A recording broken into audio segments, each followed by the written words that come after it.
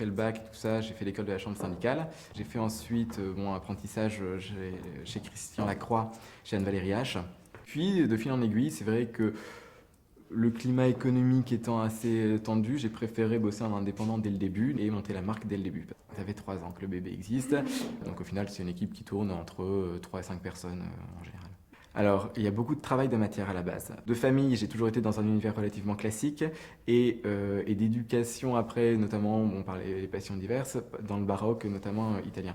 Donc, c'est vrai que l'un dans l'autre, le classicisme et le baroque, c'est deux mouvements qui sont totalement opposés et en fait qui se retrouvent là parce que je travaille souvent sur des coupes relativement classiques, mais il y a souvent du travail de matière qui amène du mouvement et qui amène, bon, que ce soit des broderies, que ce soit le travail de la plume beaucoup, avec Monsieur Legeron qui m'a appris la plumasserie.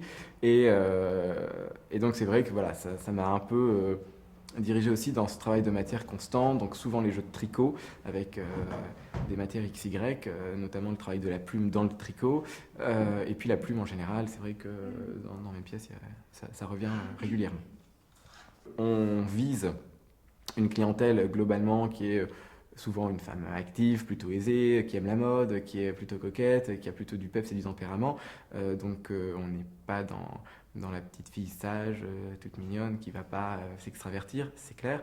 Maintenant, on n'est pas non plus dans la ségrégation. C'est-à-dire que le but, c'est quand même de faire un produit qui plaît. Pour la dernière collection, par exemple, là, cette petite jupe-ci, sur laquelle il y a plein de petits nœuds de satin et plumes d'autruche.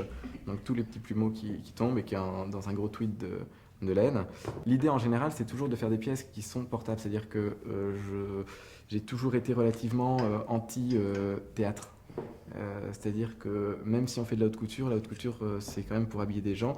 Bon, sauf voilà, parfois des pièces plus visuelles. Là, c'est tout un tricot, Ça, c'est le dos, travail, voilà. Mais c'est du travail et c'est aussi pour montrer ce qu'on peut réaliser, ce qu'on peut faire.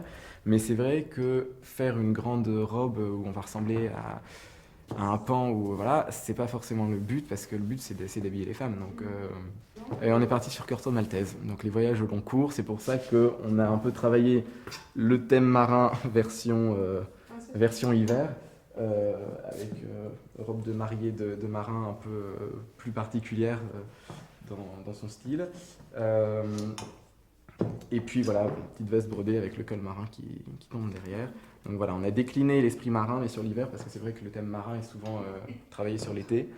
Et nous, on a préféré la jouer portuaire et vraiment voilà, le marin qui l'est toute l'année. Alors là, donc, je suis au showroom Mad Generation, qui est donc, dans le 16e de Paris, et c'est là où mes pièces sont en exposition pour la presse et puis la vente aux boutiques. Voilà.